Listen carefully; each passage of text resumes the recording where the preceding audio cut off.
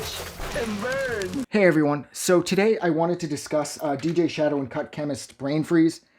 I got this at, I think my girlfriend at the time got this for my birthday.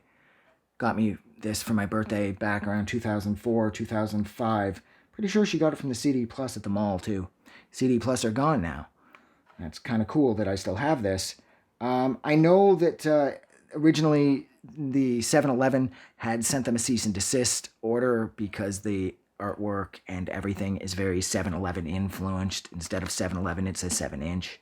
Because this is a non-stop continuous mix of 45s, which is very clever. The music on here is incredibly fun. It's manipulated so well, and that's because DJ Shadow and Cut Chemist, they know exactly what they're doing.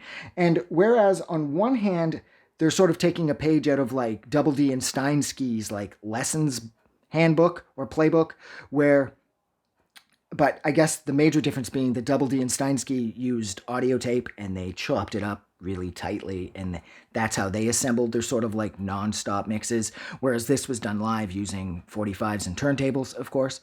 But it still does in a lot of way borrow from the Double Dee and Steinski thing, and there's nothing wrong with that. I think it's really clever. And I also love how listening to this, you can sort of, it's like you're going on like a musical scavenger hunt, because I've picked out, I know the Mohawks are on here, the Marquis are on here. He samples Giorgio Moroder's Tears, which of course he had already sampled prior to this on his first record, Introducing, with the track Organ Donor. Odetta's on here. I know Kraftwerk is on here, and there's probably dozens of others people who I have no idea who they are, or I haven't been able to pick it out yet.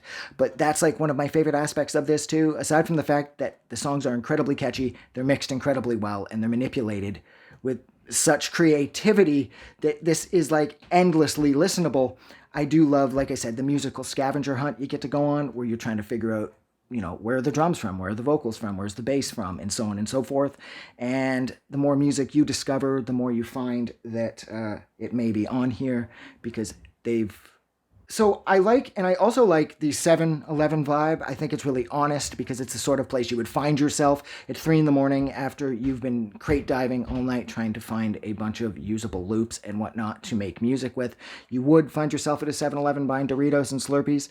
And I hate corporations, how they always have to like send cease and desists, because there's something really wrong with these two guys using like 7-Eleven inspired artwork, because, well, like I said, corporations are assholes. That's why.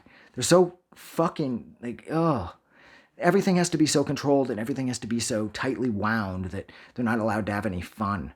Well, nonetheless, this was bootlegged a number of times, and I don't even know this is 67, I think, right? Yeah, this is 67 recordings. This was bootlegged here, and it's got the 7-Eleven vibe, so 7-Eleven can go fuck themselves. It looks like they lost this one, because bootlegs always went out because they're unofficial, and they're very hard to track, and they're even more hard to shut down. So it looks like DJ Shadow and Cut Chemist might have won this round, which is a good thing, because I don't understand companies sometimes. This isn't bad press for them. If anything, it's good. You know, it's going to motivate some kid who just bought a set of turntables to go to 7-Eleven so he can pretend like he's like DJ Shadow or some shit. But they just can't seem to understand that for some reason. But yeah, this is a really fun mix that never stops. They would follow it up, I think, with product placement a year or two later. And I really liked product placement as well, but I did find that it lacked some of the charm and some of the magic that Brainfreeze had. And I'm sure that was just me, because I really did like product placement, but there's just something off about it. Now, I'm not entirely sure what it was. The DVD was cool. The live performance that accompanies the audio disc was really fun, and I liked the packaging, and I liked the feel, but I just didn't like it half as much as Brainfreeze. But yeah, so look, I'm going to go. So thank you so much for sitting with me while I discussed DJ Shadow and Cut Chemist very early on a mega mix, a non-stop mix of 45s, and that is Brainfreeze. If you like this review, now, just do something nice for somebody, because it's easy and it's fun. Have a good night. I just wanted to say thank you for making it through the entire video. I really appreciate it.